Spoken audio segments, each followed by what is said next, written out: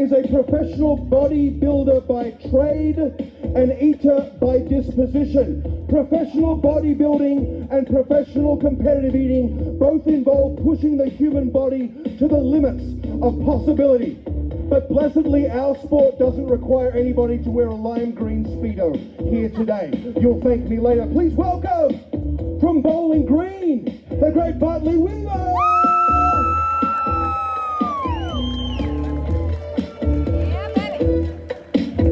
Bartley.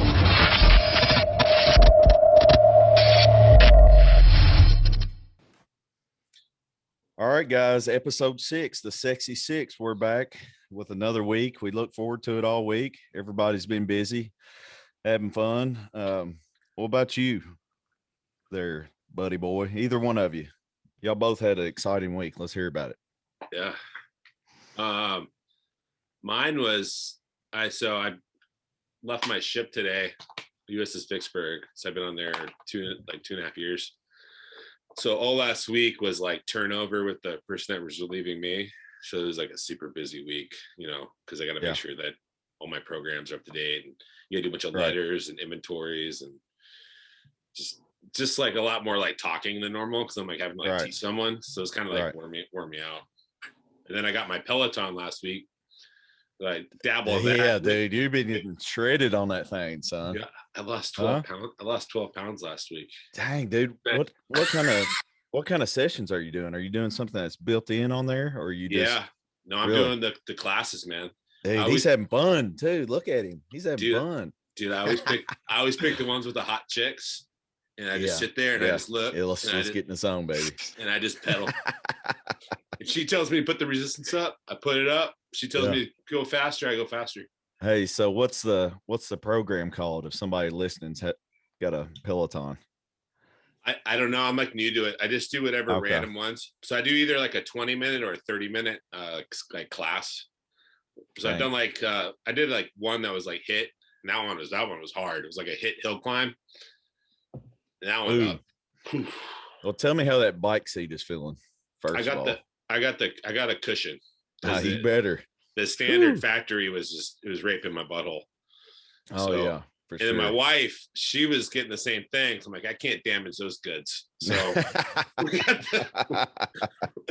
that's all I need to hear. We're getting the best seat you can possibly get. So I went and got this like $30 cushion off Amazon. Yeah. And it's like perfect. You just put it over the existing seat. Yeah. Okay. So it's good. I bought a paddle seat for my spin bike. It's decent. You kind of slide off, you know what I mean?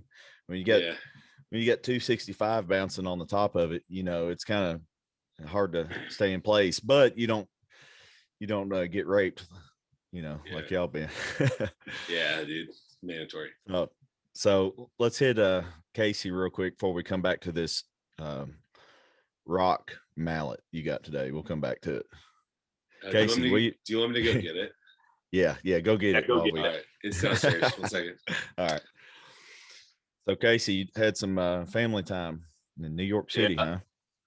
Yeah, I went over there. City's nice, just a little bit too busy, exhausting for me. So it was fun though, seeing the family, at least my sisters, and then the new baby in the family. So that was a fun trip. Yeah. Would probably not go back for a long. It's a lot different. But, dude, that city is just chaotic, and then there's random people tweaked out, and then people pissing down around the subway. I'm like, it's a little bit. Yeah, we got the full New York experience. Hey, they're running wild down there. Yeah, I'll tell you what.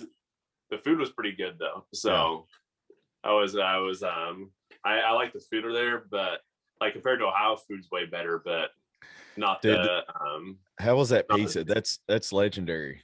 Joe's. Yeah, that's Joe's legendary. Was good, but I actually like this one better called artichoke something. It was this really dank artichoke pizza. So that one I like more than the Joe's, but Joe's was still pretty good. What was the wait line in Joe's? Because I know it's real popular, like for a lunch slice. It wasn't too much. Yeah, they were pretty fast. They were pretty fast. Yeah. So we didn't really wait in line for much of anything. Yeah.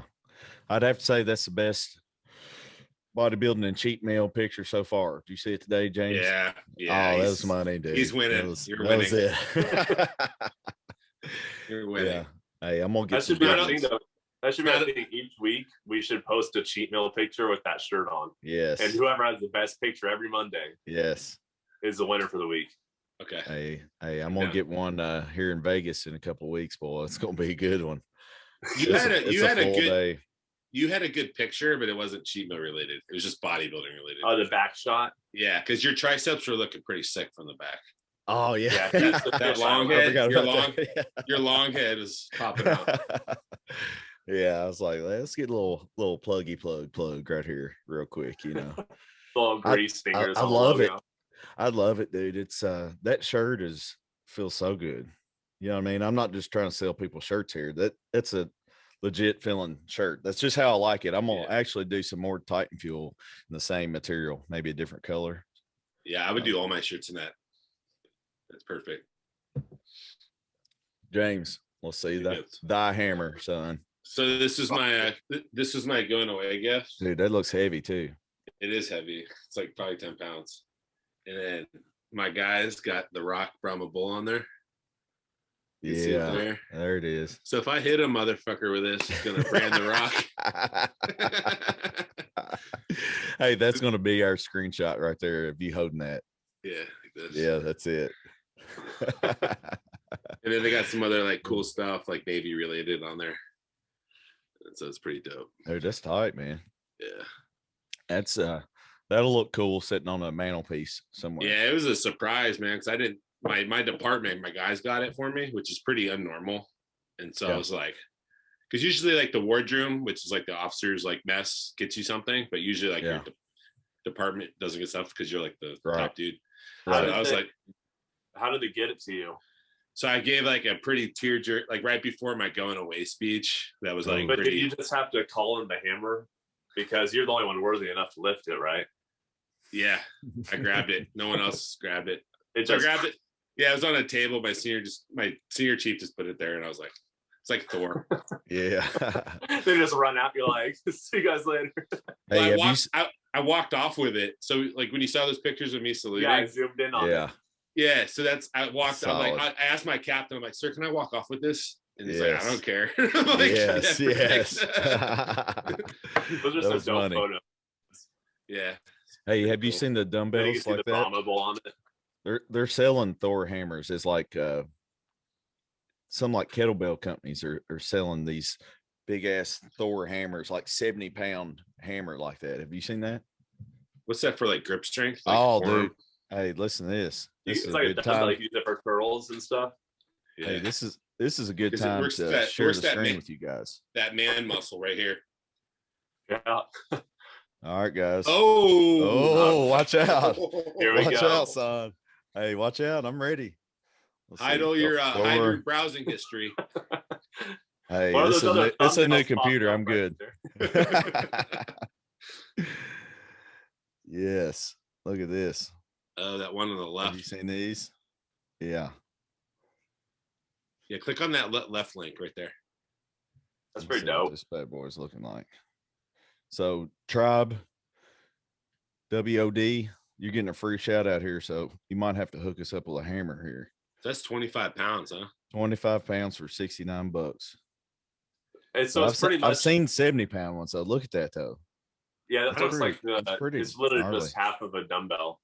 Yeah. Yeah, that's exactly what it is, isn't it? Thor kettlebell series right here. And then you just coat it in that rubber so it doesn't stab anyone.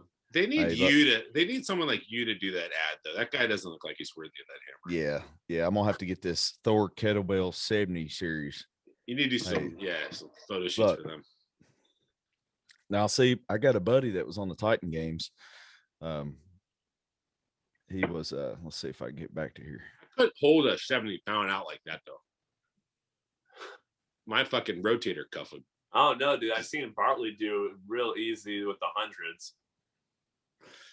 Hey, yeah. What? I was working him 100, son. Holding it out like this? No, on the Titan games, little B-roll footage, you know. So, of course, there's a few sham weights, you know. Oh, was there? Yeah. And well, I'll let you make that conclusion. But if you see a girl like doing 405 for reps on squat, you're like, yeah, that's pretty solid, but you're a beast. But hey, that's next level. Breaker. That's next level. You hitting 20, ass to the grass with 405. When I was younger, I always wanted fake plates to do some like videos and shit. Like Well, here's the thing. The hundreds felt about like 35s, so still hitting side laterals. I mean, I could, that's enough weight to fake pretty good, because 35 will put you in a good little contraction there. Oh man, know how awesome it would be to bring some of those like backstage and pump up, and everyone's just like, this guy's just ripping psych everyone out. Yeah. You just walk in with a 100-pound plate. They're like, what the fuck? Hey, I've got a kettlebell that I painted the Titan Fuel helmet on it. I can take it in there. Just come on, baby. Tighten up. But yeah, definitely not going to do that. I'll be so tired. I remember this last year, Casey. What'd we pump up for like 5 minutes max? Yeah, like nothing. I don't even do that. I do very little. I think you're better off just flexing for the most part. You are, and that's something that I've changed over the years is, man, I'm last minute. If I'm not in line, I'm not wasting, because I don't want to burn the glycogen out, Yeah. It's so hard for me to load and fill out that I'm not going to waste any of it. I need every single bit of it.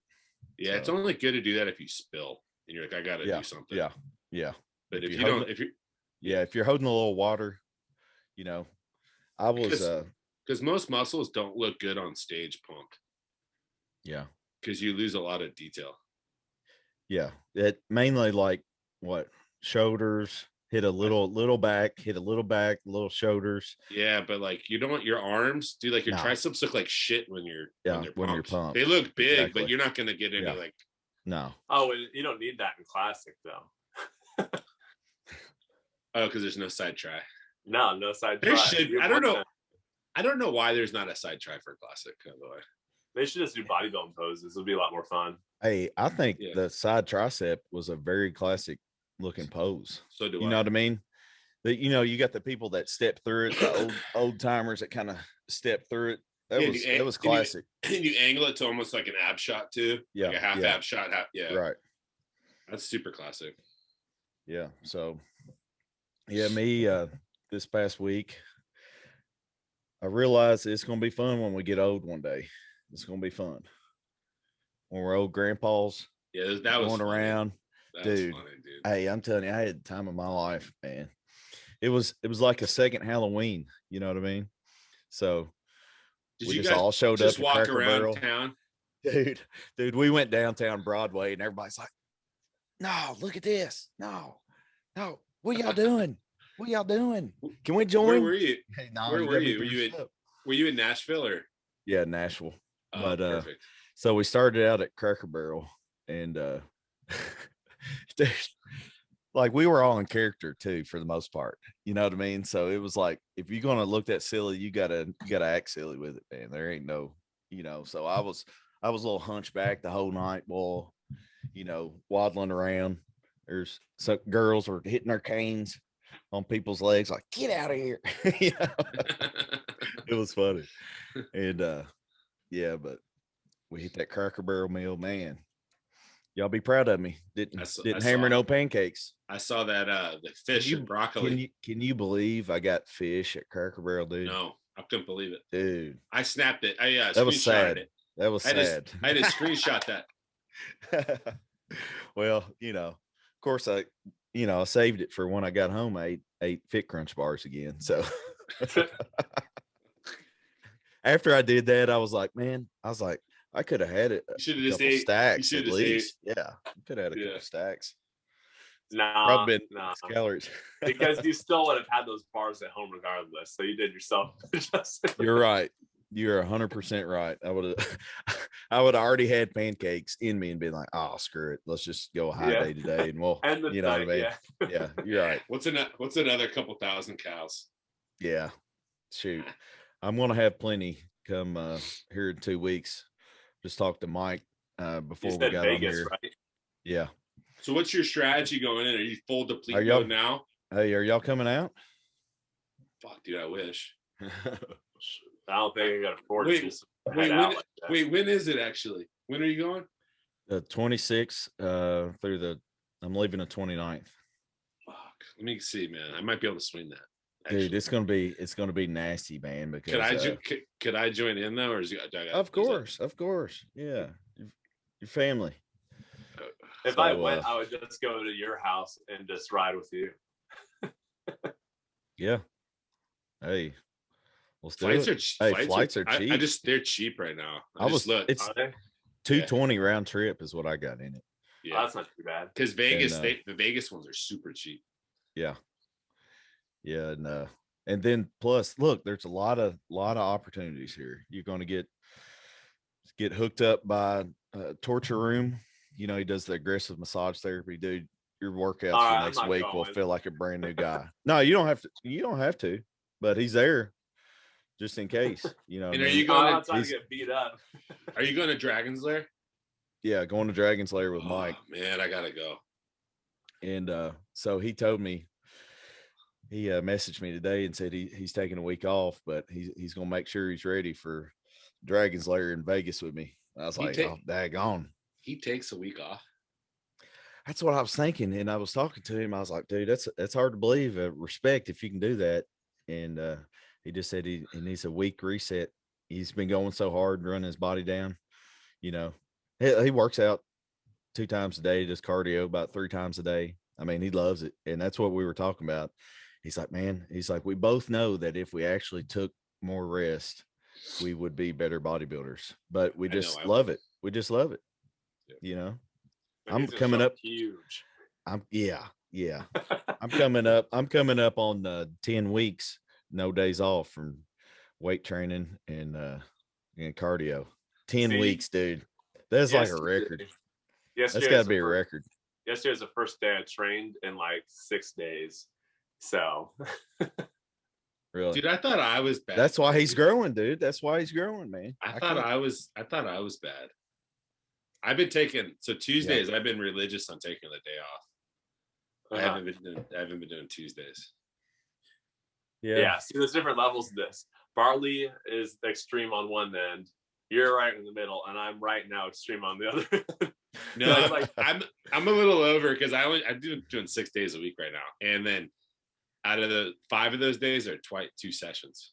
Yeah. I always do like 6 days during prep, but off season is like 4 or 5 days a week usually. But this past week I was in New York just seeing family, so I'm like, I'm just gonna relax. And I was like, I have so many little aches and pains, like the forearm's still babying and the knee problems, different things. So I'm like, what's a week off? It might help me. So hey, I want to do that. You're growing though. You're growing. Yeah. I'm trying to lose some right now. I'm waiting. I'm itching to start back out for a prep because I'm like, I can't grow anymore for classic. So I just want to get in shape. But I got to be patient. No, that's good. That's good. I need to take a day off, but I might take one off before we leave for Vegas, or maybe no. I'm gonna try to make it to Vegas if I can. What's 2 more weeks? What's your split like though when you do this? Is there a day where you just go hit like something small, like side delts or something? Only no. It's intuitive. It's intuitive. It's a full session. 45 minutes to an hour. Leg day maybe a little bit more than that. Hour 15. And leg days take me a long time, man, because they warm up. Yeah. And the rest between sets when you're killing yourself. Yeah. Sometimes you gotta take 5 minutes for your heart rate to come back to you. You're like, oh gosh, those death sets. Basically, then loading and unloading the weights takes forever. Oh yeah.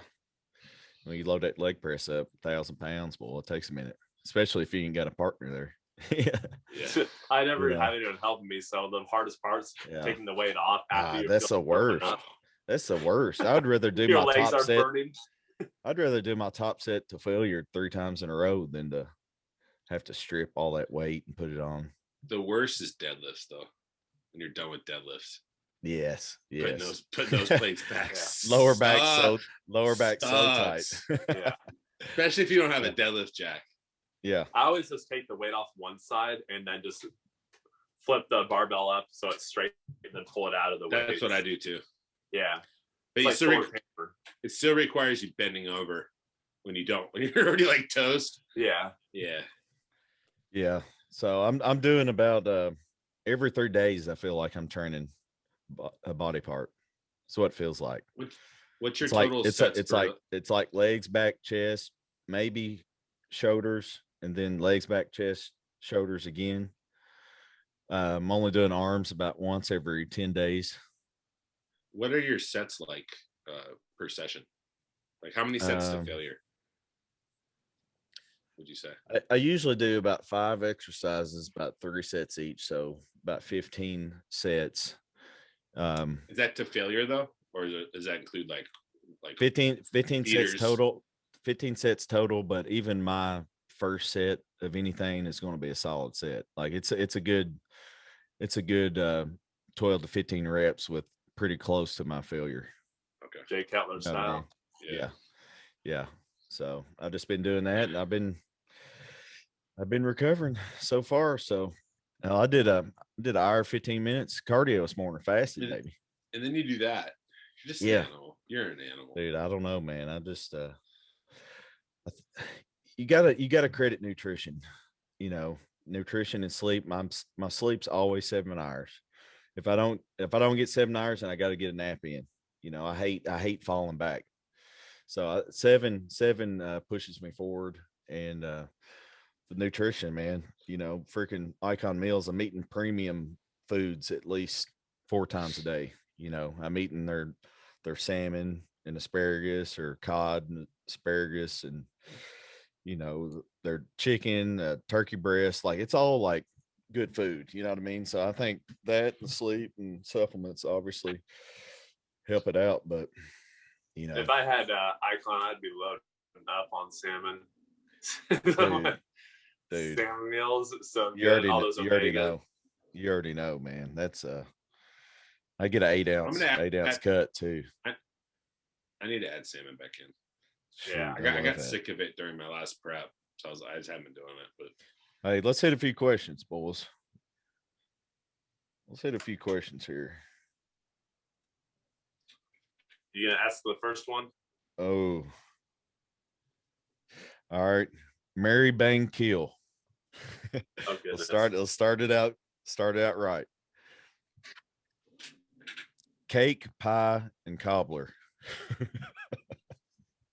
Cake, pie, and cobbler. Yeah. I'd marry the pie because you know it's always good. Pie's always good.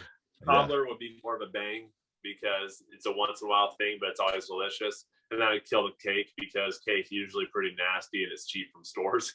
All that frosting is too much. Oh, I'm gonna have to disagree on that last one. I say you gotta. I'm definitely marrying the pie. There's way too many good pies, man. There's me and James's favorite, the pecan pie. You know what I mean? It's hard not to. And I'm a big Bavarian cream pie. That's one of my favorite desserts all time. So definitely marrying the pie. And I can't kill cake, man. I love cake. Carrot cake, red velvet. I just can't kill that. So that's where we differ on that. I have to bang the old cobbler. But those are the more like substance. Those are the substance cakes. Yeah. When I think of cake, I think birthday party was that cheap, fluffy cake with the gross frosting all over it. So did I change your mind? I mean, if we're talking about red velvet and carrot and those that's cake. Carrot cake's so good. You have good carrot cake? Yeah. That stuff's good. Oh, I freaking love carrot cake. What about you, James? What if we threw in different kinds of fancy breads as a fourth option? Like banana bread, all those different kinds of bread. I count banana bread's cake to me. If that's a cake, then I'm gonna bang the cake, kill the cobbler, because cobbler I find the least often. But cobbler and the cobbler's kind of similar to pie, so you could eat both with ice cream. Hey, that's a good question though. Is banana bread cake or bread? It's the bread. it's got to be a bread. It's cakey though to me. It's like a fancy cake bread. It's right? like a slices, but it's more of a cake inside. You're not gonna make a sandwich out of it. So I think it's a cake. Unless you made a banana sandwich out of it. I'm trying to argue for you. That would be fire. Hey, don't argue against me when I argue for you. Hey, can you imagine banana bread slices with Nutella and bananas on the inside? That's exactly what I was thinking. And drizzle a little maple syrup. That would be fire, dude. And also some vanilla ice cream on the inside, so you have to warm the cold. Or right on top, either one. Or on the side, maybe. So if you put it on top, you'd have to eat it with a fork and a knife. So then it would be a cake. There you go. Yeah. There you go. We cracked the code. So James, are you doing the same? The Rock commented on my post, so I got a little distracted. What? Did he? No. I'm like, you can be a little bit more excited than that. I got it. Dude, just be like, I'd have a boner. I'd have a boner. I'd have to get out of here. Dude, he's gonna see this the screenshot of this thumbnail though. He's gonna see that big rock mallet up there. Oh yeah. He'd love that. What was the question again? Cake pie cobbler, Mary Bang Kill. Kill cobbler. Don't want that. Yeah. And then I'm gonna do cake. I don't really like cake. Who you gonna marry? Who do you want to spend the rest of your life with? Pie, and then I'd marry, I'd marry pie, then fucking cake, because I like a good ice cream cake every now and then. Yeah, but I don't. But mud pie, that ice cream pies, but they're good. Yeah, I'm a pie guy. I'm a big time pie guy. Dude, pie's the best. Dang. Yeah. What's y'all's top 3 pies? Banana cream pie, pecan pie, and oh, I got a good one. I got some heaters. I like a good. I don't know, like my brain's not working right now. Pecan, dude. Pecan. I said pecan. No, he said pecan. Hey, dude, this is a solid one. When they make it right and put the cinnamon lemon on meringue. Lemon meringue. Oh, that's a good That's one. Good. That's a good one. I love lemon meringue. Do you eat it weird? Like, do you scrape the meringue off and eat the lemon, and then it's like? I don't know. Or do you eat it on one? I think I probably do a combination of all. I think key lime might be better than lemon for me. Forgot about key lime. But it's not in my top 3. It's not in my top 3 though. Yeah, it's a good one. That's a solid one. It's a lot of people's favorite. All right. What's your top? I'm gonna have to go. I grew up eating them. My mom used to make them. It was our favorite. We used to call them cream pies. But what I've learned in my adult life is I knew James was. Yeah, I knew James would do that. Listen, bro. You like eating cream pies? Yeah. As long as it tastes like Bavarian. As long as it tastes Bavarian, I'm good. Yeah, dude. That's why I have to call it Bavarian cream pie right now. So she just cut the Bavarian off of it, I guess. Hey, that's too many syllables for us country folk, James. We gotta shorten it up. Yeah. So Bavarian 1, 2 pecan, 3 apple pie. You can't. It's American. I was gonna say apple pie. Yeah, apple pie is good, but it needs to be eaten with vanilla ice cream. Has to have vanilla ice cream. Yeah, and I don't know about you guys, but apple pie, like after like half the slice is eaten, I'm like, it's a little bit too much apple. And it's still too dry, maybe. Yeah. It's good for a few bites, but that's why I would pick blackberry pie. So blackberries are delicious. That'd be solid. And then I'd probably go with the pecan pie, and the third one, who knows? No, you gotta pick. What? You gotta pick. Hey, I know you'll eat apple pie if you put a fritter on top, or weave a fritter, tear up fritter. Hey, dude, how fire would that be of an apple pie if you tear up a fritter, put it in there with the filling? I do love apple fritters. They're fire. Those are the best donuts. They go down so quick. They're such a good loading, made, right? Such a good loading food for pre-stage. Yeah. I'm telling you. Yeah, guaranteed. Well, here's what I got to figure out, guys. This is going to be, the news came out a couple nights ago, maybe last night, about junior nationals. It was Sandy Williamson and JM. Did you see it, Casey? Mm-mm. No. I think it was live on, it was an Instagram live on JM's page, but they were talking about junior nationals, gave all the details and everything, you know. So a buddy sent it to me. So the guys compete on Friday. Check-in's Thursday from 3 to 7 p.m. Dude, how short of a window. Ugh. I'm used to that. That's all I've ever done. Man. That's all I've ever done. Dude, well, both of mine last year, I had a little more time than that. Well, the Olympia was ideal. It was 2 full days, man. It was 2 great. days is ideal. Yeah. You look full as a tick.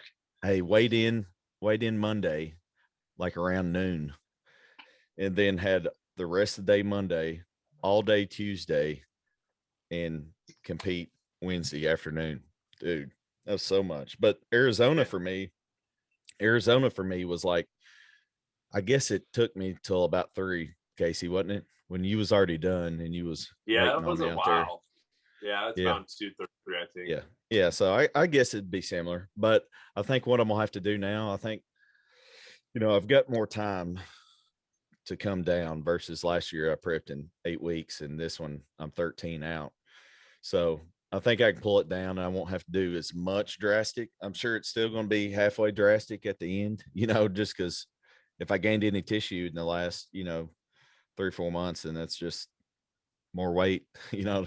So we'll see. But I think I need to do some pecan pie filling, dude. What do you think? Have either of y'all ever loaded with pecan pie filling? I loaded with pecan pie, like the actual pie. Yeah. I'm talking about not even eat the crust. Nothing gets me more full than pecan pie. I know, dude.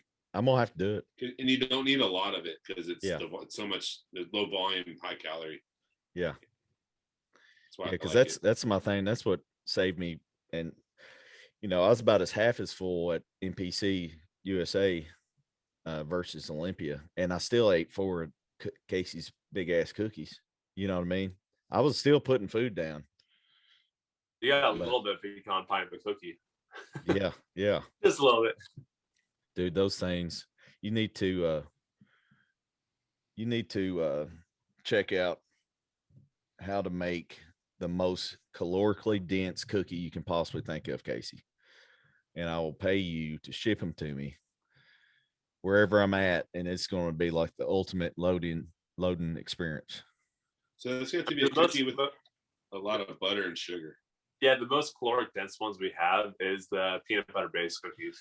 I want something that ain't terribly heavy though. You got to make it packed. I know it's kind of inevitable to make a super caloric cookie without adding weight to it. But that's my concern, is I don't want to put 6 pounds of food in my stomach the night before I got to get on stage, you know. Because what do you think you could put in a half-pound cookie? Maybe 1,500 calories? If half pound. Because ours are pretty loaded milk up, so like maybe I think like the densest ones is the peanut butter ones, because the weight, you have to stay within the weight too if it's a half-pound cookie, and those could get, I mean, the highest I could probably get in a cookie would maybe be like 1,200. Yeah, that sounds about right. I don't think it could get up to 15. I just don't know if that's possible. You have to go way over the weight limit to get up there. If you put like a couple of Reese's peanut butter cups on top, maybe. Yeah, you just literally have to use like candy that's really dense like that. Yeah. Hey, I think you have to load it with coconut oil. I think that would be, if you could work coconut oil, any type of liquid that you have to make, you know, that you add to the cookie batter, I think it needs to be coconut oil. Think of how much fat you could put in there. Like, how many eggs do you put in there?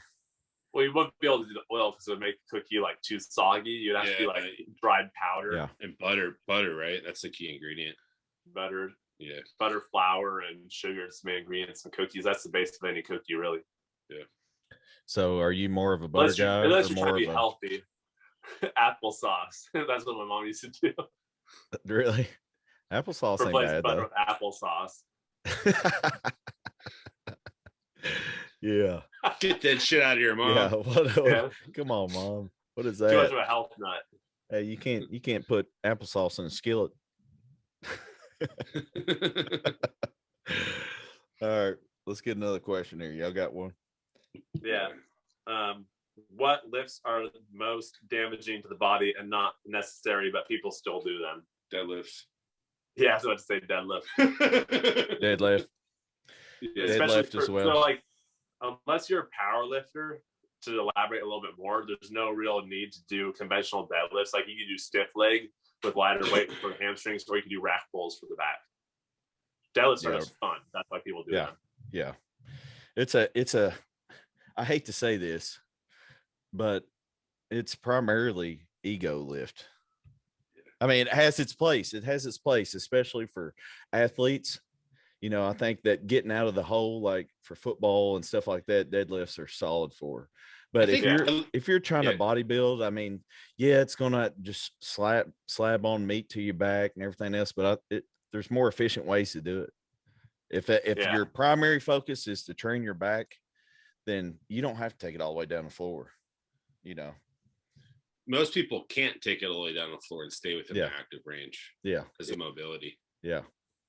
And that's how a lot of bodybuilders do tear their hamstrings too, by going too heavy and getting the stiff leg motion. Yeah. Hey, y'all, who's got the strongest deadlift? James? Me. For sure. Yeah, I might. Your deadlift machine. Yeah, that's the only lift I have good. What's your max? Everybody wants to know. 775 is my. Ooh, sheesh, son. With no straps, straight up. Stop, dude. That is nasty. No belt too. Beltless. Was it a hook grip or over under? Over and under. That's back when I power lifted. But I developed, like, I think that's why I tore my left bicep. I never tore my bicep deadlifting, but I think I did tear that bicep doing something else, just stupid around the house. But I think it caused probably damaged the ligament a little bit, because my left hand was my underhand. Dude, yeah, sheesh. That's and then scary. My back looked a little different for a while because of the way you set up. Yeah, that's what mine was. I think mine still hasn't balanced. I used to do over under all the time. Mine hasn't balanced out either fully. Yeah, probably never. And I have do you have an uneven hip too? I do. So one leg's a little bit longer. My right leg is like a half inch to an inch longer. Yeah, the same with me. My chiropractor's like, well, at least when they looked at me, there's like the bottom of your shoes way scraped up more on the left side because you have a limp leg. I'm like, Casey, what's Casey's deadlift? He's so tall, man. I bet it's light. But he's got the widest back here, so it doesn't matter.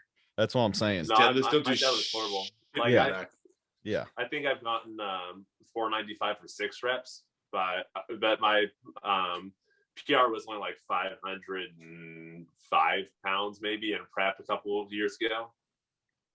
So I don't max out too often. Here's the funny thing for me is I've got some good lifts, but there's something about putting another plate or two on there that it buries me, dude. And I can do reps like squat. My record with 405 is 29, but I never, dude, I couldn't even imagine. And I need to get past it one day. Maybe I don't know, but if you put another plate on there, 495, I should be able to do it at least 20 times. Yeah. I don't know. There's not, it's going to drop us to be bigger than that. If you can do 405 for like 29, you probably get 500 for like 15-ish. Yeah. I would say. Yeah, it's more. No, I don't. But see, I'm scared to do it. I'm scared, man. Also, you have the fiber type issue going on right now.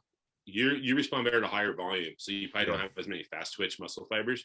But also, it's a CNS and like a neurological thing with the heavier weights. Because I was smaller when I lifted heavier. I'm weaker than I am now, but I was neurologically more efficient. So I was just good at the lifts. Yeah. And I was able to fire quickly.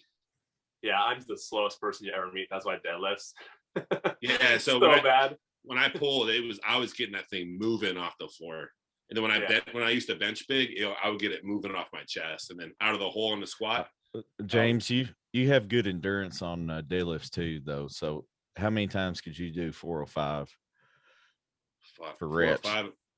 I did a competition one time where it was 405 for reps. It was like a thing, and I got it for like 30 something in a minute. Yeah, I was gonna say. I ran out of time. Dang. Yeah, that's moving, son.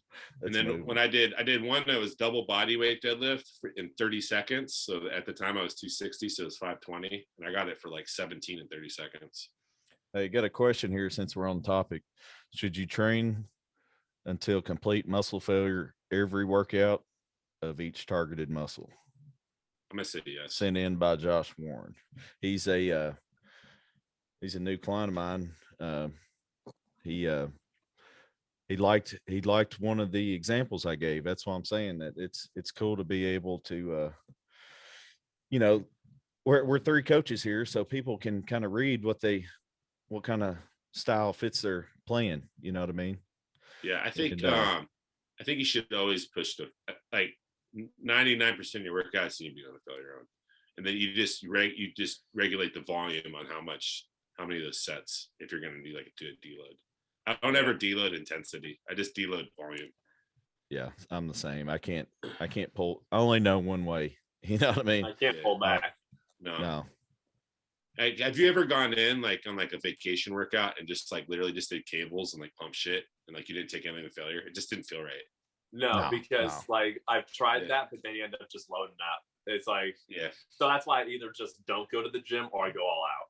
Yeah, that's the way. I think that's the way to do it.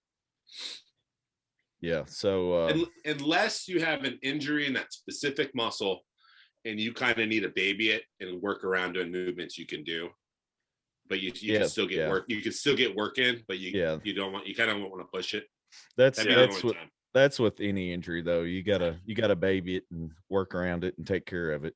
You know, but with healthy individuals, push that crap. Yeah. Because, I mean, maybe my first, I don't know. I'm probably 80% and above my whole entire workout as far as exertion goes. You know, maybe there's a couple sets where it could be a little harder, but I'm probably, a few reps from failure, you know what I mean? Like complete failure. So I push it pretty hard, but I don't take as big as rest periods as some people take. I do a lot of supersetting stuff. I'm in there burning calories too, man. I've got to create that deficit. So I didn't do as many supersets when I was growing up, gaining size, but now that I've got it, I just find that it's easier to go in there, stimulate it, maintain it, push yourself, high intensity. And still I only know one way, and that's till failure. So sparing a few sets per exercise, I'm usually going pretty hard. I make the God's ugliest faces. Yeah, when I write out programs and I write out sets, they're all the failure. I don't include warm-ups. Yeah. Like when technical failure. I always say for most people to fail between 12 to 15 reps or, 8 to 12 reps, depending on the person. But my top sets are usually to failure, at least I'll say mechanical failure. If my form gets wonky, I'm just putting the weight down. Yeah. But as long as I can hit it with good form, and if I struggle at that rep, I'll, even if it takes a rest pause, there's so many times on leg days where I'll get 5 reps and I'll rest pause up to like 15 reps till I'm completely dead. But not many people are going to push that limit because everyone goes towards the science nowadays that says, 1 to 2 reps in reserve is fine. But a lot of kids don't even know what 1 to 2 reps exactly. are. The problem I have with that is like you could write 1 or 2 reps in reserve, but they really have like 5. Yeah. So that's what I'm saying. Here's mechanical failure. Here's what separates, the bodybuilders and the experience that we've built over the years. Of course, there's many things we've done wrong over the years, but one thing we know how to do is execute and push ourselves. And that pain threshold that we enjoy, it's crazy that we enjoy going in there. Like my brother, he hates working out. He's like, why would I want to hurt? Like, why would I want to like burn? Like, It's not fun. But, I think to me, it is. Yeah, I think people with an athletic background are able to train harder because they've been pushed at some point to where they would like throw up on the football field or something. I have issues with clients that never did like team sports or anything like that. Right. And what I'll do to teach them how to do failure is I'll have them do HIIT on an exercise bike where they literally can't pedal anymore. Yeah. And I'm like, all right, you just achieve physical exertion. And then they're like dead, but that's what the sets need to feel like too. Because it's hard to do that when you have a bar on your back or pushing up on a leg press or something like that. Yeah, that's because I think people overthink it too much. Like a lot of times people be like, oh, how much do you lift on the leg press? It's like, I don't know, I just throw it in a plate if I can do it. It's like hit a couple reps, okay, that's easy, throw on plates. It's like, it's not like I'm sitting there going, oh, this is how many pounds. It's like, because people psych themselves out. And it's also people read it like your body doesn't know, oh, I did 8 reps today, my legs grew. That doesn't know that you did 8 reps. Yeah. It knows that it was challenging. So like, just because you did 8 and you could have done 15, then you need to provide that stimulus, Yeah. Every day should be an absolute challenge of going in the gym, pushing yourself, past a new pain threshold and enjoying it. And then when you walk out, you actually feel accomplished. Every time I leave the gym, I did something that I know was productive and I benefited from it in some shape or fashion. You know what I mean? It's like, I love it. That's why I can't stay out. I'm going in, I'm winning every day, baby. I'm going. You gotta win every day. That's it. All right, I got a good question. Get you one. You ready? Yeah. What cheat meals and how often to take them to stay in contest prep form all year? So I wanted to ask this question because I already know what you. I don't think you should ever stay in contest prep all year. It's impossible. No. You will feel like, I don't think you could do it. But even if you could mentally do it, you're gonna feel absolutely terrible, and you're gonna end up looking like shit. Yeah. I think being able to stay 16 weeks out is, understandable, but not freaking like contest ready. It's impossible, dude. Yeah. So if we're just talking about like beach lean, which is obviously attainable all year round, I think that 1 day strategy, getting a couple cheats in, is like the way to go. But then you're gonna have to go lower in the week. Yeah, I usually cut my cheat meals out around 8 weeks out. I'll do some refeeds, but it won't be nothing planned like weekly. It'll just be as needed, which is a whole nother topic of, being intuitive and learning your body. But yeah, I usually cut mine around 8 weeks out. But I think if you want to look like a bodybuilder that's in between, 16 and 8 weeks out, I think you can find a good balance of some, minimal to moderate cardio and 1 cheat meal a week. I tell my people do cardio, not all of them, but my competitors, every time you're in the gym, just knock out some cardio at the end, 20-30 minutes off season. It makes you lift better too. Yeah. Because you're not dying in between your sets. Need that cardiovascular health. Yeah. Push to failure. But yeah, I just agree with that. So we can move on to the next question. All right. Here we go.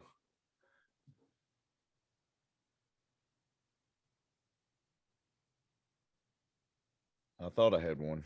I'm sifting through them over here. I could read one. All right. So during the prep, is a cheat meal supposed to have you over your daily caloric intake? Yes. Surplus. Surplus is the goal. Yeah, that's the goal. And you shouldn't do things to detract from that. So I don't like people doing, like, don't make up for it with like 2 hours of cardio that day, because the goal is to get you out of a deficit. So don't do anything to get you, away from that. Now, some days this is something I've been doing, guys. Tell me if you agree. Like the day after a cheat, I'll go in and train fasted. Mainly because the big cheat is at night before bed, and it's like your stomach is like somewhat content when you wake up. You're not dying of hunger, and as long as you're fully loaded. As long as you have EAAs, you're good. Yeah, I do my Titan Fuel. It's got the pre-workout and EAAs in it, and I'm good. I'll get a shake after I work out, as soon as I get back. But yeah, I don't really work out fasted, but I mean, I do the accessory work every day and prep, a little bit of abs, a little bit of calves if I want to, then cardio. But I just like how if I have a big refeed meal the night before, like a big muscle group or any day in prep, I always go to the Stairmaster because I can get a way better contraction when I'm full of glycogen on the glutes and the hamstrings. So I'll do the harder forms of cardio because I know I'll have more energy to push through it. So. You got more in reserve there. So yeah, I like doing fasted cardio after a cheat day because it kind of gets my stomach settled. Because then I go take like the dump before cardio, and then I'll usually get one after too, and then then I've established baseline, and then I'm good to go again. I got it all out. Well, do you guys both do fasted? So I think we all pretty much do fasted cardio. No, I hate it. I hate it. I freaking hate it, dude. Really? When I get over an hour and 10 minutes, I'll break it up. I like doing it when I can, but my schedule hasn't been permitting it. I've got to where I get bored of doing an hour at the very end, so I might break it up and do a little 20-minute bike, warming up, get a little sweat going, then hit my workout, and then hit 40 on the stairs or something. There's nothing worse I hate doing than post-training cardio. I don't mind it. I feel like for me, it's like I think fasted cardio is more of like meditative state. You know, it's like in the morning you're like hungry, but you're like don't really care. You're like, I don't need to eat. I'm not rushing my meal. And then you can just go to the gym, like drive to the gym. You can just think about your day, and then that's why I like morning cardio. Yeah, and then you feel so accomplished after it. You're like your energy's up. I feel ready to go, and then. Like you said, the post-workout cardio sucks because then like me, I'm always thinking, I got cardio after this. Yeah.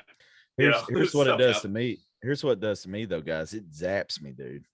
Like I'm zapped when I'm low calories and I wake up and do it fasted. Man, my workout sucks. So I like to save it for the end so it don't affect that because it don't take much, it don't take much energy just to. You do pretty higher intensity cardio than I do, though. Yeah, we walk. I do. Well, yes. Prior to me getting this Peloton, it was strictly like walking.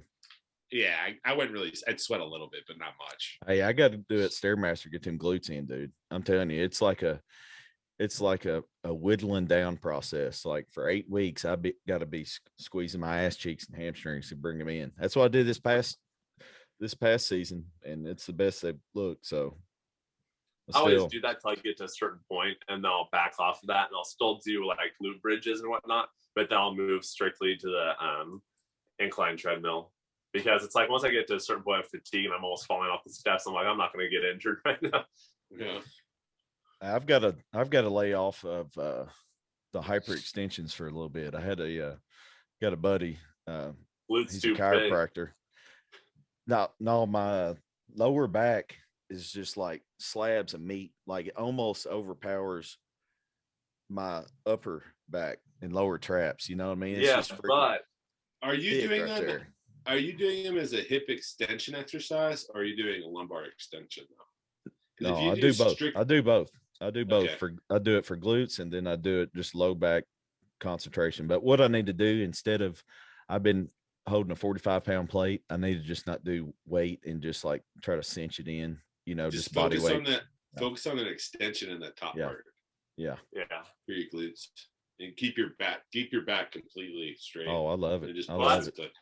That's why I like doing the cable rope because you could just isolate the glutes extremely well with the cable rope. Is that a cable pull through? Like under your legs? Through your legs? Yeah. So this dude I really respect and listen to him, Coach Cassine. I don't know if you guys follow him on Instagram. Yeah. He says that exercise is completely fucking pointless. I feel great in my glutes, dude. He says most people feel that, but it's a false sense of contraction just because you're able to squeeze your butt cheeks together. There's no load on it. Really? And he did a post on it, and it like made the best sense. I feel it too. Well, it would make sense because the load you're just kind of evening out. Yeah. So it's not like you're actually creating much force. But I don't try to create much force anyways, because I try to do a lot of isolated work for the glutes. So I'm not trying to get them bigger, because my glutes are fucking, they're big. It's just family genetics. So I'm just trying to get more lines in it. So I'm literally just trying to contract them hard. Yeah, I think if you take that angle out, though, what angle was he talking about, James? Because I think if you walk it out and you've got if you walk it out. Angle. No, it's if you walk it out. Because if you think about the force is pointing this way, so you're not really getting much force on it. No. So what he's got to pull from the other way, evenly on your body, as opposed to when you're like this, the force is right on the glutes when you create tension. Hey, well, I tell you what. So you have to lean forward to make your body stand up. So you're not really getting as much tension. Yeah. Well, I tell you what, I might have felt it a little bit, but I know it wore the hammies and adductors out on that. Dude, that's the secret. I'm gonna tell everybody right now, that's the secret to huge legs or adductors. Yeah, 100%. Dude, that's such an illusion, man. That's all I have, those abductors. I don't have. I need a sweep. For the first 10 years of my bodybuilding career, never even freaking hit them. I'm like, dude, I ain't doing that, man. That's girl stuff. You know the stereotype of it. But I listened to once you start developing, I listened to Dante Trudell when I first started, and he said, "Do the adductor machine." And I said, I cared about adductors. You got a head start training. Yeah, that's started training. That's it. My legs have came up a lot in the last like year and a half, 2 years. It just sucks when you chafe because they're so big. Dude, all my freaking whatever it's called, all my my sweatpants, you know, like they just like wear and tear in the middle towards the thigh, just like all the fabric runs off. I know. Sucks. Every prep I go through so many sweatpants. Yeah. Oh sheesh. Hey, put your little pizza grease down there, lube her up. Hey, you've got I just got a gym set up, James. If you're coming out there, Kilo Vegas. Just open up my DMs here. Kilo Vegas. Have you seen you watch Jay's channel? Of course.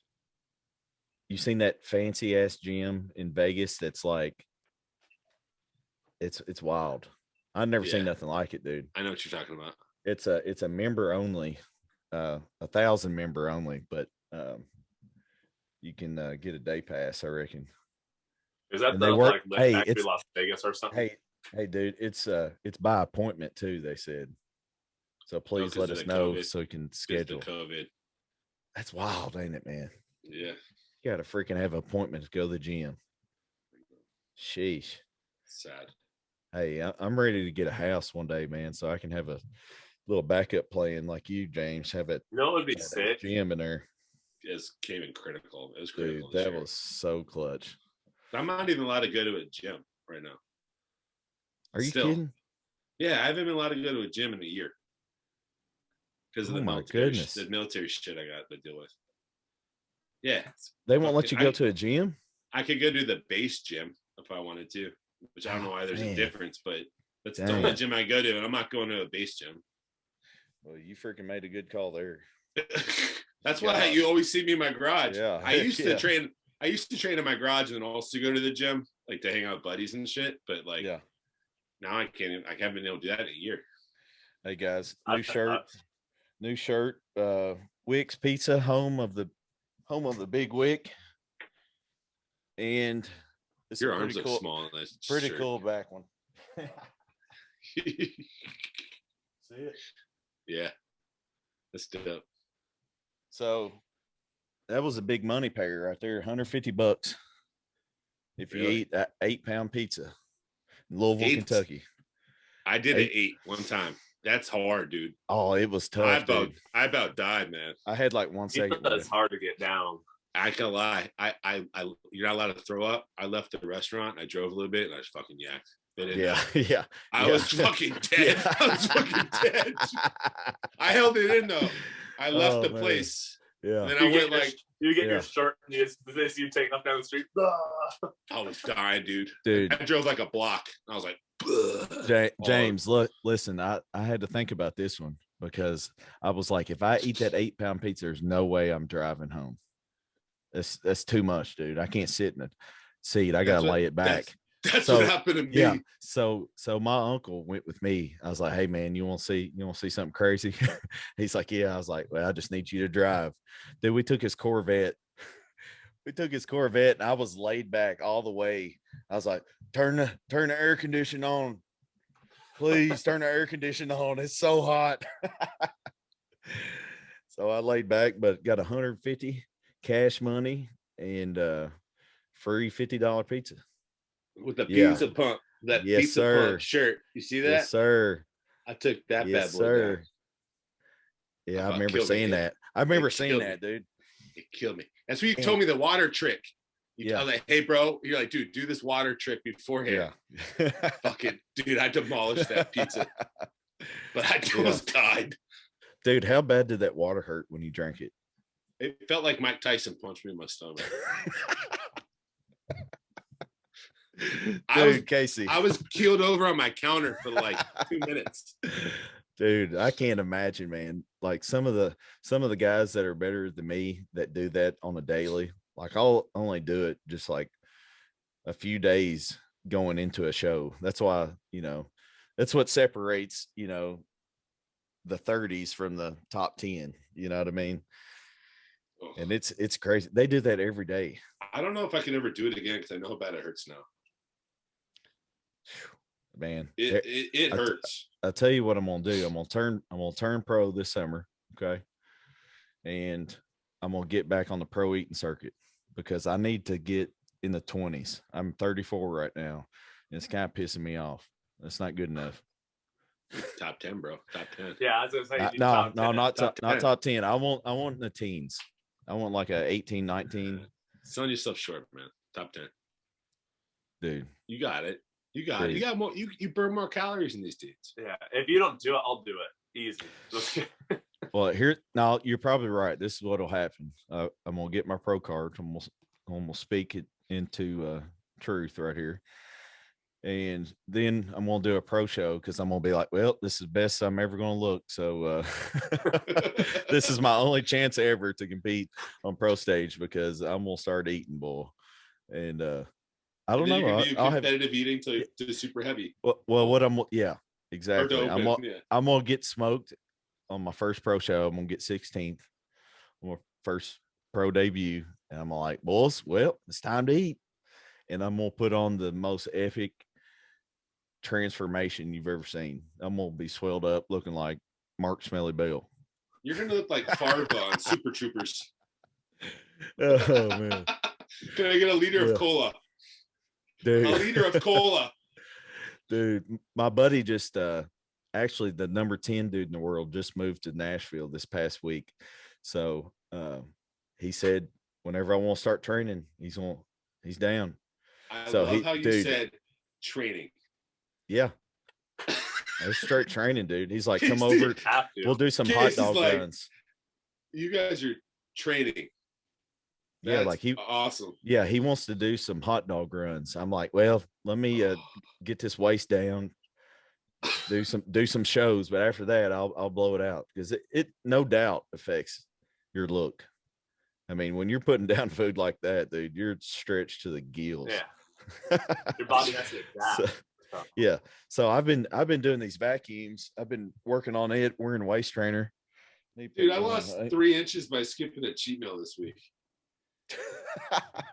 I swear, dude, I lost 3 inches on my waist. Gosh. Because the cheat meals, bro, they fucking blow you out. Yeah. They blow you out. So that's why I was like, I'm going to skip it this week. I told you over text. And that worked like a charm, man. I wonder how small I can get my waist if I don't do any big repeat prep. That'd be just as crazy. Dude, that's one of the reasons why I like fasting every now and then, just because, man, some days I'm like, man, my waist is freaking like big right now, dude. And I'll hit that fast. And then it'll empty out and I can suck a vacuum up. I'm like, damn, that actually looks pretty good, you know? Yeah. But the worst is like I'm in that place like in the off season because I'm just resetting. You know when you got that tire around your waist, a fat tire, and you can still vacuum. but then it's like if you eat a cheat meal, you just feel like getting really solid and thick around your waist. You just feel that tire fill up, and you're like, man, and then you like bend slightly, like, man, this is gross. That's why I started my water hanging off. That's why I started my diet. I had that, and I was like, I gotta do something about this. Hey, he's getting solid. The real reason why I started was because I got to check in at my new command on the end of the month in my dress uniform, and I couldn't fit in it anymore. True. So I'm like, I don't want to buy it's like $800. I'm like, I gotta fucking slim down to get this bitch. Shoot, I hear you. You know what I mean? Yeah. You know how many people in the military outgrow their blues? Everyone. It's like when you start, you're a skinny little kid, and then you have to get a new one, then you have to get a new one. That's the only one they pay for too, is that first one. Hey guys, I got a question from a loyal listener. Okay. Anna Sexton. She said that she's halfway through episode 5. Oh, nice. Maybe I missed it. Maybe I missed this topic, but I was wondering if y'all could talk about doing the same workout program, even if you're increasing the weight. What's the longest time you should do the same program? Switch it up monthly, every few months, or is it fine as long as you're increasing the weight? Just a topic to help you. Thanks. It's fine as long as you're increasing the weight. Yeah. Yeah. So that's the worst thing, you know, when you get a client and they think that you have to switch up every month, and you're like, how can you gauge how much progress you're actually making if you're switching up that often? Dorian did the same workout for fucking like 10 years or whatever. Yeah, all the time. Yeah. You just got better at the movements. So here's my thing, and I'll be transparent since I sell workout programs on my site. And I've got a confusion series. You know, I got a mass confusion and power confusion. What it is, it's every week, it's a different exercise, but that's mainly to give people new exercises to do. You know, people want variation to stay entertained. You know what I mean? People with ADHD. Right. But, you know, in other programs that I have, you know, emphasize the importance of, you know, your basic movements. And those are something that you need to try to progressively overload and get better over time. And that's going to help everything, you know? So, I think, you know, I'm going to tell you right now that, you know, I do a lot of the same stuff almost every week.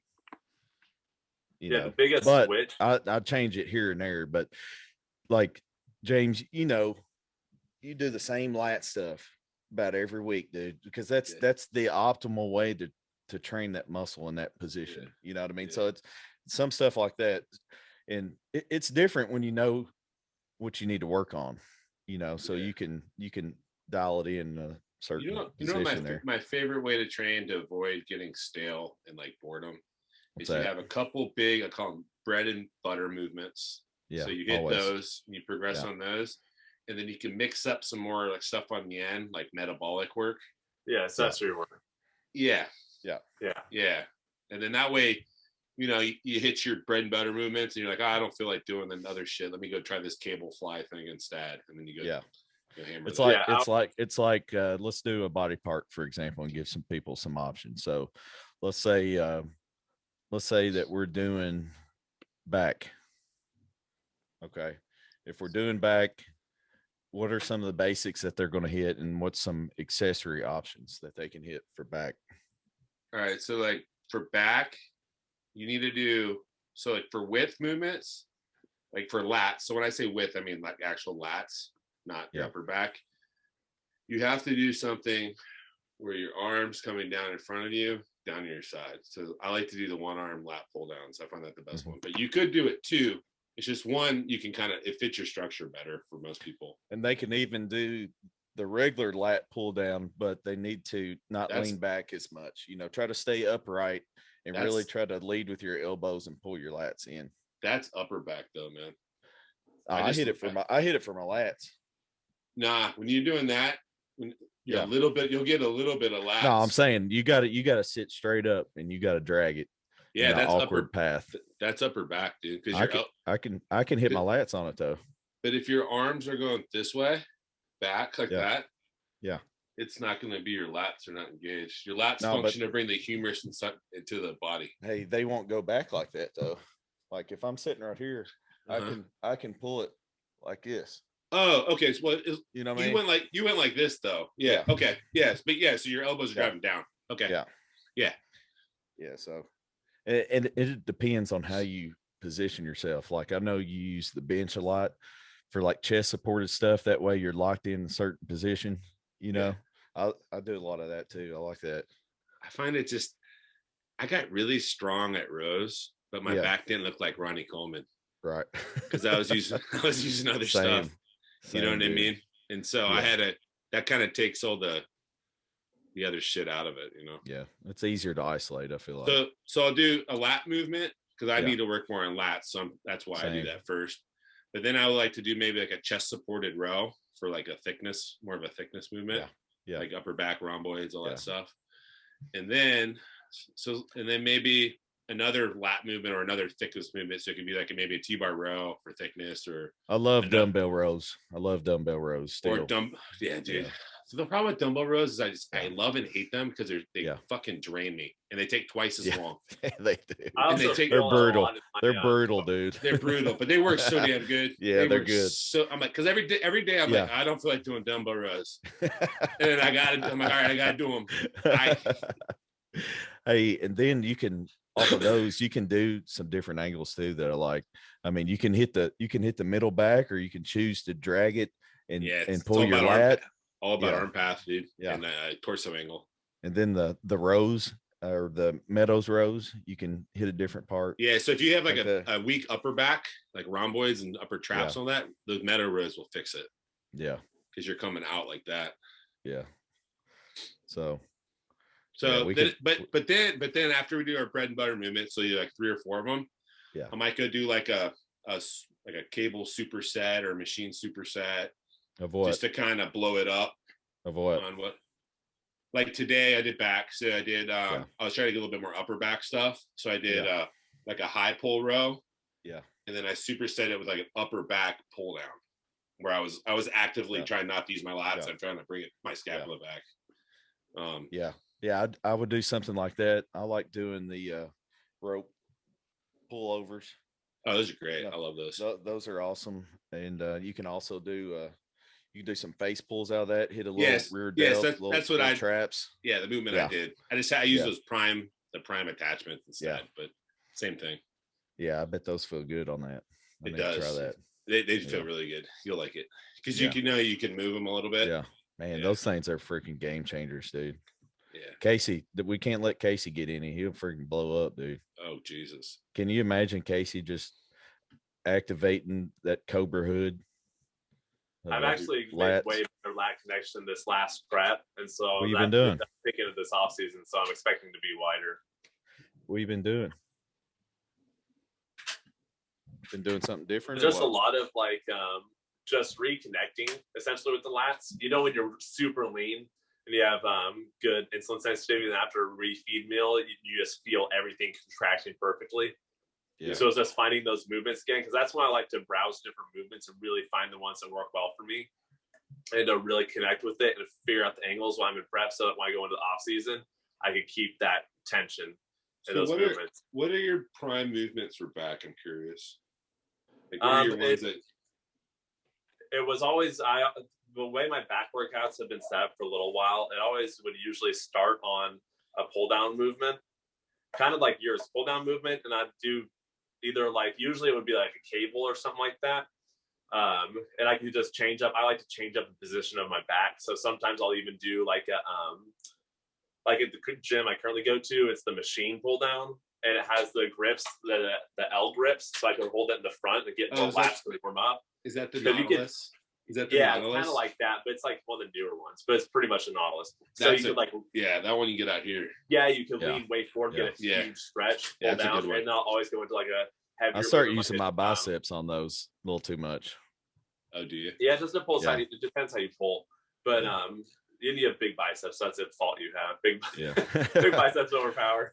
Big biceps, little back. That's how it goes. Those you got one or the other. Yeah, they usually do like that. Yeah, and then just go into a heavy chest supported row. So that's usually, and then I'll do like a heavy low row on like a hammer strength to really just squeeze the back one arm usually. but sometimes I'll usually go like, both at the same time until they're like, I feel a contraction. I'll do one arm at a time and just keep the elbow down really at the low back. And then I'll usually go into something like a hammer strength pull down to get the upper back. The one where we kind of lean forward. It helps get the crispy and all that. And then I'll just finish off on a cable row. I'm disappointed, guys. I'm disappointed. Nobody said T-bar row. What's going on? I do too. So let me tell you mine for back. Yeah. So it's a one arm pull down, and then I do a chest supported cable row, and then T-bar row, and then one arm dumbbell row. Those are like my 4 like bread is always in right now. Usually for me, if I either do one or the other. If it comes to T-bar, it's either T-bar or one arm dumbbell rows, just because I feel I'm squeezing it the same place. Typically I can, I can save time by doing T-bars, but I'm also putting my lower back at a little more risk because mine's still a little messed up. Whereas have you seen one arm dumbbell rows? Have you seen me do T-bars recently with my I use those wedges? Yeah. That takes your lower back out of it, dude. That's why really? Yeah. Because you're able to kind of brace against it. And the position you can get, it just takes your lower back out. Don't tell me that. I'll buy them as soon as I get off here. Y'all do. Dude, my back's been jacked up from hack squat. Hack squat's my favorite, man. But my lower back came off the pad when it was loaded to the gills. And dude, it ain't been right since. It's been like 8 months, 6 months. My cousin did that, dude. Jeez. It was our hack squat. Yeah.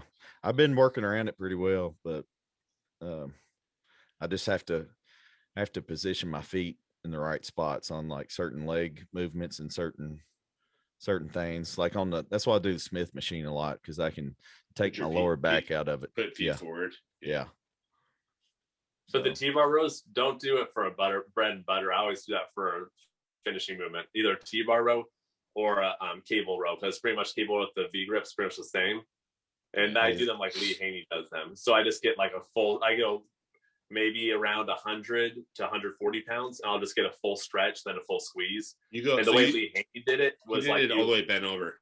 He was you bend over. It's weird. So you almost like stand up a little bit more when you let the weight come down to get a better stretch, and then you kind of let your body. So you rock with the motion like that. So the weight comes up, you kind of go like that.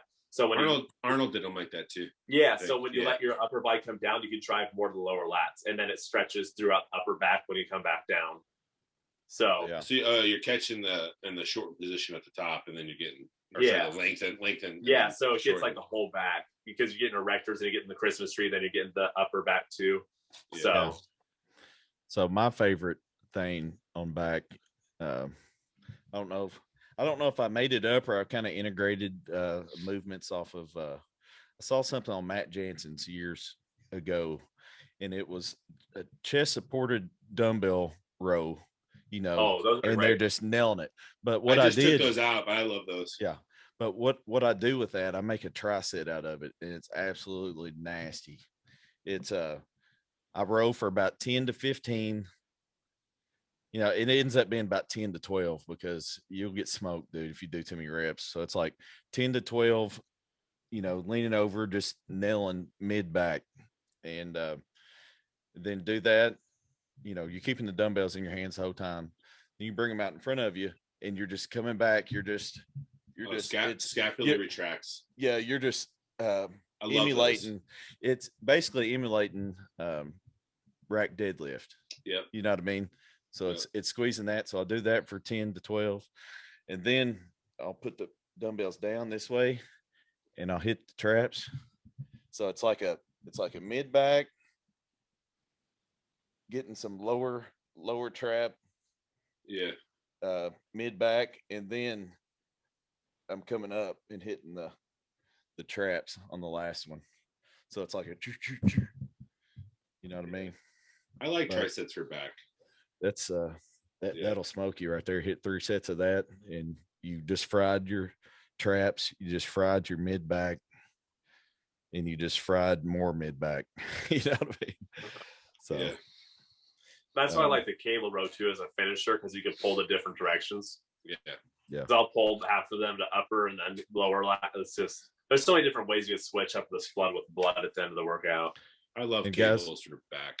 Yeah, guys, Yeah. here's one thing that you're going to have to learn. And I've got a lot of experience with it because I usually stack my leg days and back days back to back. It's just something I've always done. I always like doing it like that.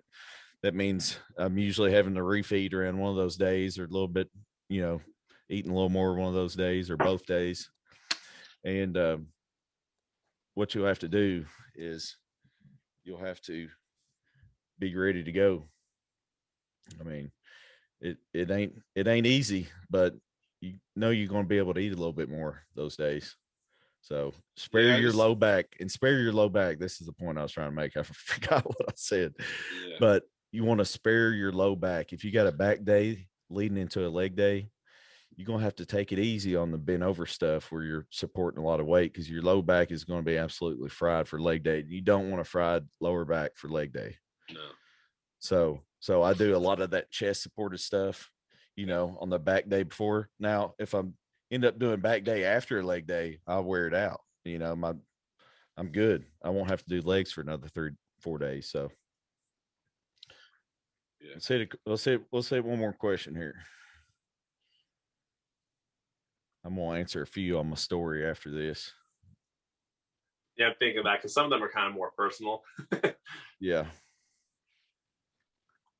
Let's see. Are you going with a funny one or like a simple one? Let's hit 2 simple quick hitters. All right. We touched on this in episode 1, but from a simple condensed aspect, what made you start bodybuilding or lifting in general? Okay.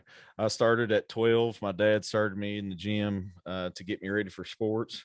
Fell in love with it very quickly after a couple months, and was forcing him to take me to the gym. And it was all, full steam ahead since then. I played college football for a year, so I was always training for sports. After that, I decided I wasn't going to go any further and wasn't going to make it to the NFL. So, let's get swole and let's start another career path. So that's how I started competing, and then been competing for 12 years this year. And it's a lifestyle. I just love it. So it's something I'll always be doing. Yeah. My first was, you can go. I watched Adam Archuleta on ESPN. You remember that, Bartley or Casey? What was it? Remember Adam Archuleta when they were showing his training going to the combine? He was from Arizona State. Oh yeah. He was a safety. Yeah. So he had this crazy training program.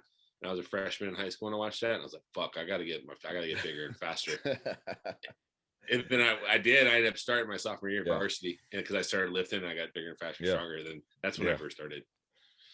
Yeah, I first lifted for freshman football, and then I had that heart procedure, but I wasn't into lifting at that time. Then after high school, I was lazy, and my friend finally got me into the gym, and then I just fell in love with the lifting and progressing. So, bam, quick hitters right there. All right, I got a quick hitter. This stems off a question from E. Archer. It was another Mary Bain kill, but I'm going to make it a more interesting topic, since he said he wanted us to judge these 3 different cakes. Well, one of them's cheesecake. That ain't no cake. So what do y'all think? I don't think cheesecake. Huh? It's a cake. No, ain't no way. What is it? What is it then? I don't know. It ain't a cake. It's in the name. It's more of a pie. Then they would have called it a cheese pie. Well, we just said banana bread was cake. So we went against what was in that title. Yeah, a cheesecake's almost more of a pie, but they probably don't call it a pie because it doesn't have crust on all the edges. That's just why. It's a cake. But cakes usually don't have crust. Hey, I'm about to blow y'all. Specifically, it's a cheesecake. So it's a specific kind of cake. No, it's like a. Come on, it's Fuad. It's a thick pie. Get it, Fuad. It's a thick pie, man. See what you got. I would say it's more of a pie, especially when you put all the jelly on top. But if you're doing all the frosting, then it's more of because it depends how you make it too. Is cheesecake a cake? Modern cheesecake is not usually classified as an actual cake, despite the name compared with Boston cream pie. Oh, got him. People who classify it as a tort point the presence of many eggs, which are sole source of leavening, as a key factor. So let's check a couple. Let's make sure. The structure of cheesecake is composed of somewhat pastry shell with a custard-like filling. Sometimes contains fruit. By no means a cake. Damn it. Yes. Yeah, saying it does not really fit the cake description. All right. I stand. But here, I stand defeated. Here's what they say though. They say it cannot be a pie.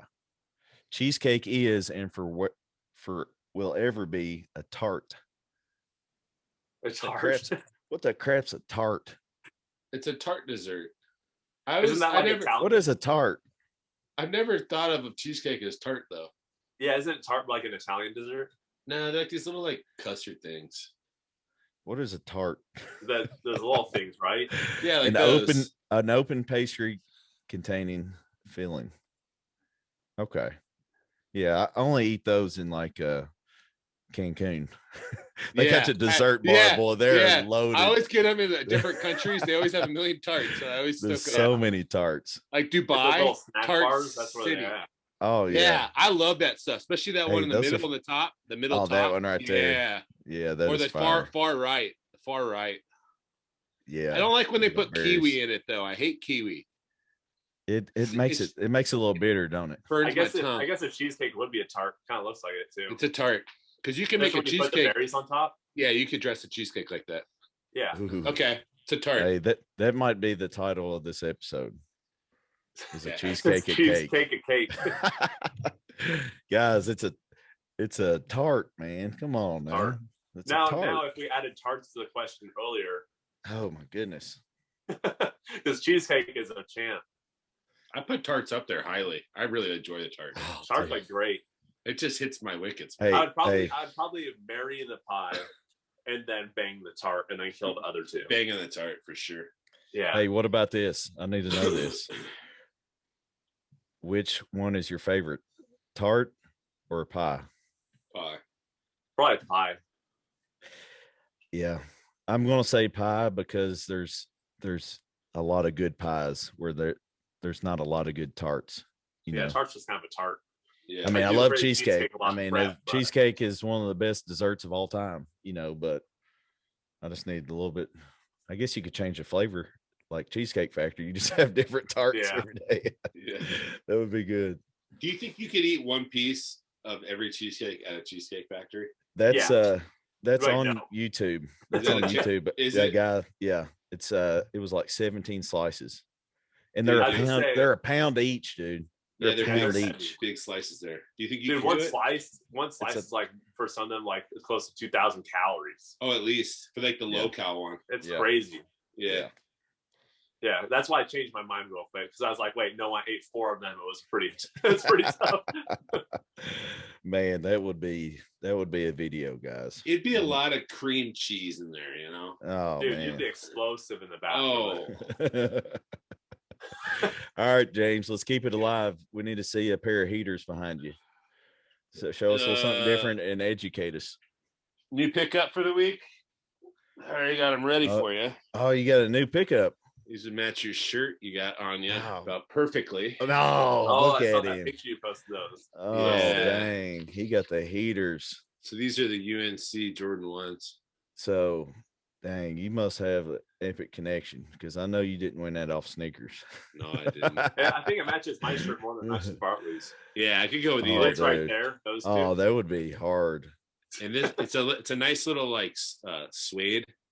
Yeah. Right here. Nice. So it's a really good quality Jordan 1. So these are new pickup for the week.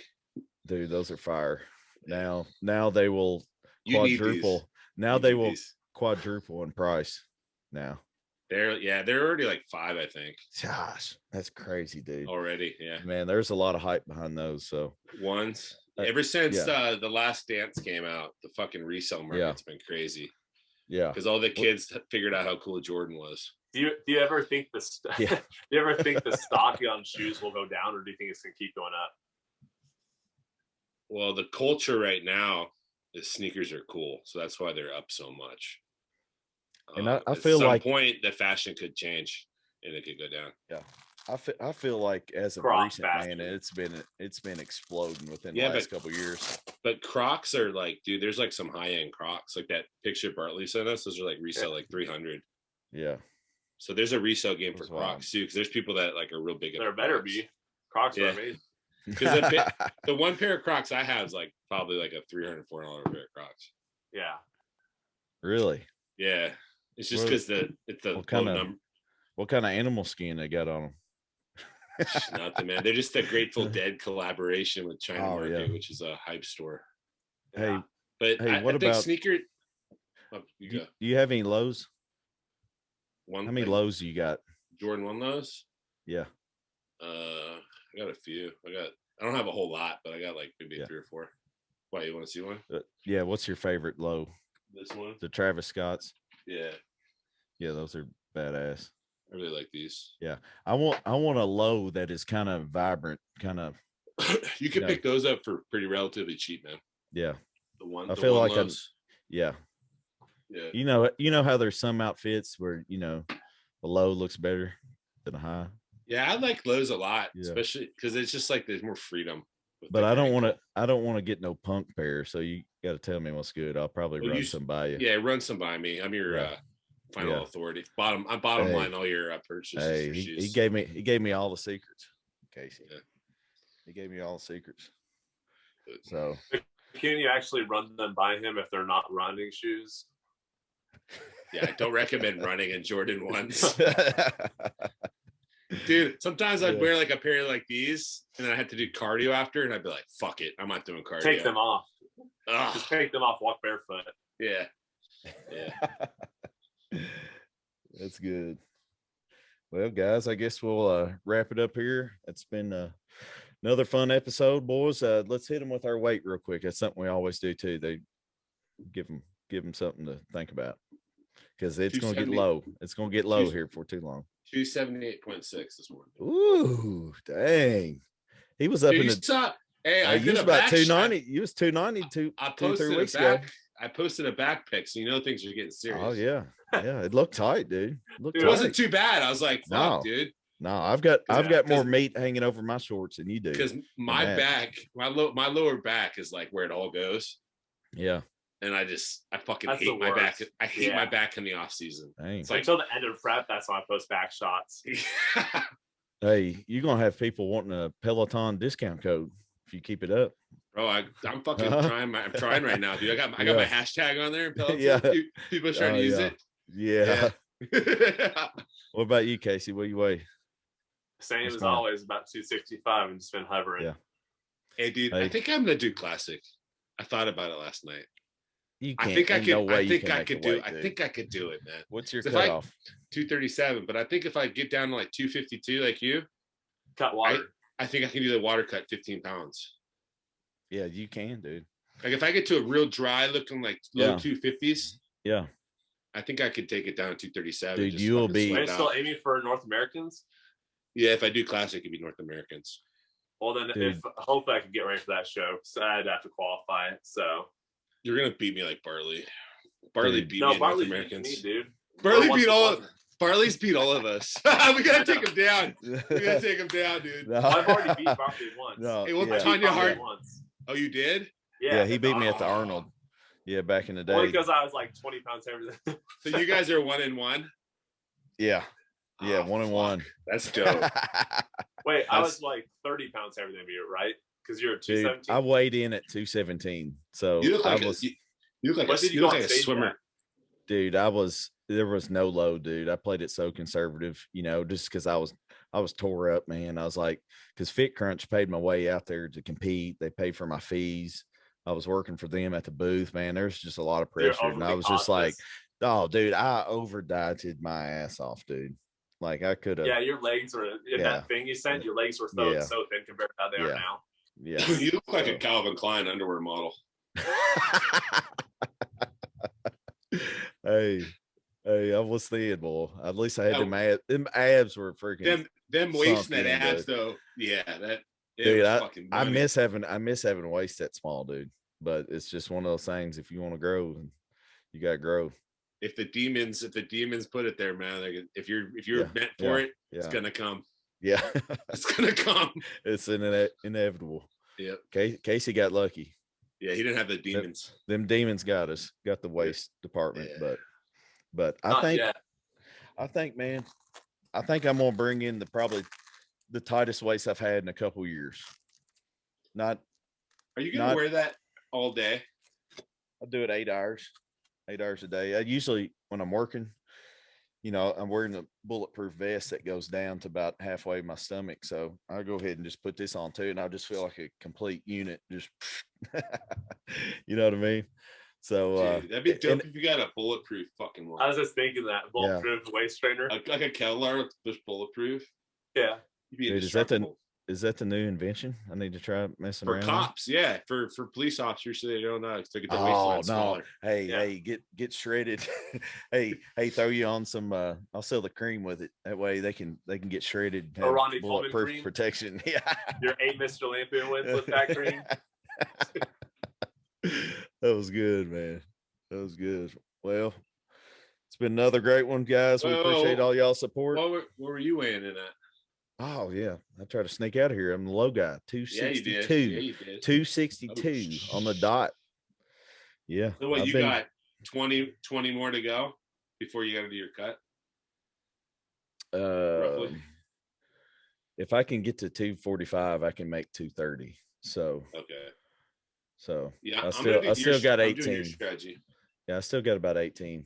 And here's the thing. We all know we got a better chance in classic because there's 2 freaking cards. So you got to try it. I mean, I'm looking more like a bodybuilder now versus my classic years in the past. But hey, I'm just going where the card's at, baby. I love classic, but I'm just worried that they changed directions on the classic look, and they're like they don't want a bodybuilder look.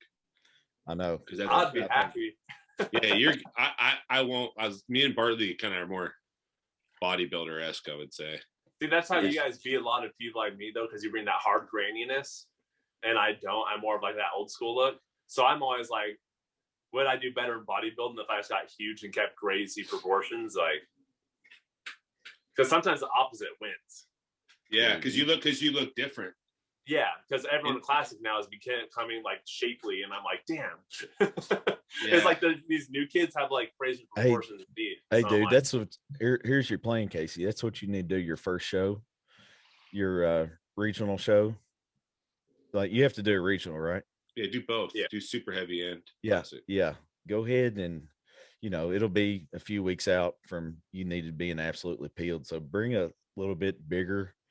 Look, you still got to get peeled though. You still got to bring the ass in as good as you can. There's some people that don't have striated glutes, but for the most part, man, it's getting close. So almost everybody's got it. No.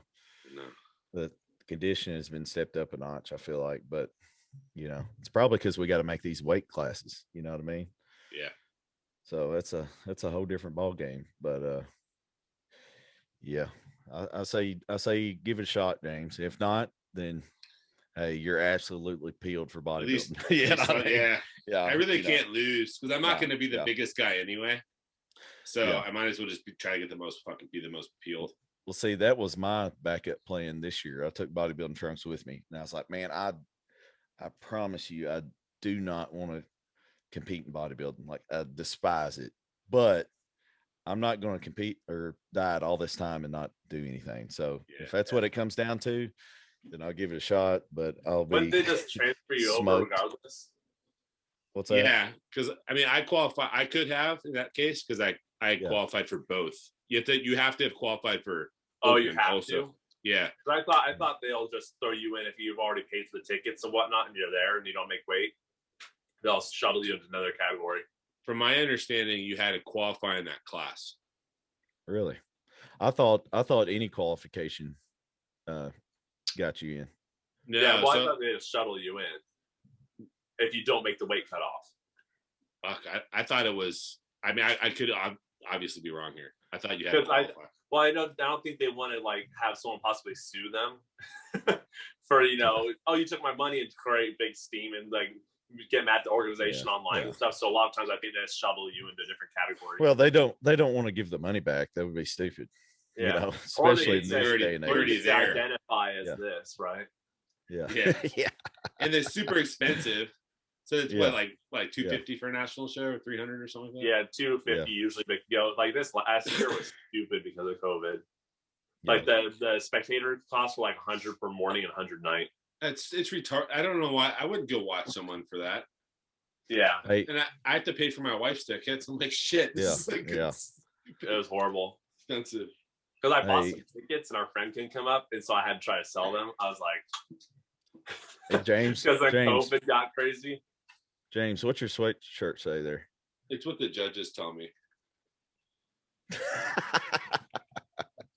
I just now saw it, dude. You looked at it on Instagram. Hey, I wish I could put a little structure on the stage, boy. Yeah, a little exposure and a little bit of clarity. Yeah, I love that. I take it. If not, then I can always add it. I can That's always why add I it later. find the good lighting, and I don't edit the photos like that because it's like you see people that look great on Instagram, and I'm like, I don't want to give some false image or people think I'm gonna win. So I find good lighting though, but I'm not like. hey, that overhead lighting that Casey got is gnarly though. At that gym. Oh shoot! Fantastic. Hey, I'd be flexing that sucker too. The best thing about Ohio, that gym lighting.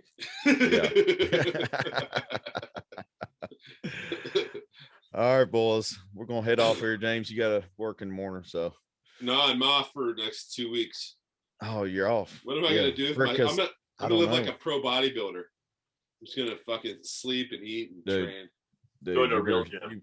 I might go to Vegas though. I'm serious. I'm gonna talk. So to you're my wife off, tomorrow. right? So you're off, right? I'm gonna be off. Hey, I'm gonna talk to my wife. Hey, come on up. I'm See, staying at the If I went Venetian. to Vegas and not California, because I have 3 birthdays in my family, I would look like a complete asshole. Spend my money to go to Vegas instead. They'd be like. So hey, James makes that big Navy cheese, so it ain't nothing for a little quick flight out there. And I just blow it all on like this shit. Yeah. Hey, the Dragon Slayer, dude. I'm excited. I want to go for that, and I want to go for Mike O'Hearn's food challenge too. Yeah. So it'll be. I gotta beat you in something because you kicked my ass on stage. You're not beating him in food. I don't know. Hey, I'm trying to shrink his waist down, man. It's getting small.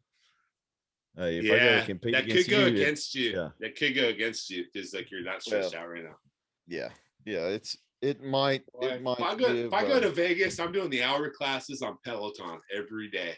Tell Vegas.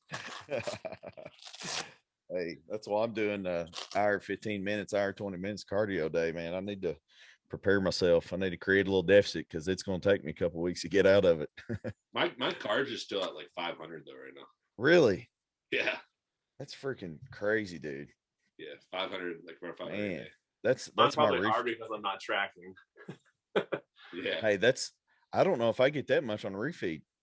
Oh, that's like a low day, like an average day for me. You freak. Every day. That freak metabolism. Hey, that Peloton's gonna speed it up even more too. Dude, so. I'm so hungry all fucking day right now. I am just starving. I feel like I'm like gonna be like Lance Armstrong. Yeah. Doping and all. Yeah, go eat a tart. Oh, gonna have that thick blood, son. Yeah. You can spin it out like Lance. That's what he was doing, wasn't it? He's spinning it and putting it back in. I can't do that. I'm bad with blood. I'll come out. Yeah. Hey, well, Casey, we appreciate the newest haircut. You've joined the bald community for this week. And you got to change it next week. You're going to have to cut some lightning bolts in it. He's going to cut some lightning bolts in it next week. He's had different hairdo about every show, so I enjoy it. Yeah. And run out of options. Red score button up. Always got that's a tough standard to keep, man. New hair. It's possible. But not when your hair is this short, right? Yeah. I should have started longer and slowly started changing it down. Yeah, you're gonna start twisting the mustache or something. All right, boys. We'll catch you next week, guys. We appreciate your support. Keep taking awesome pictures in your Bodybuilding Cheat Meals shirt, and give some good ratings so we can build up our street cred. We appreciate y'all, and catch you next week. Later. See you later. There you go.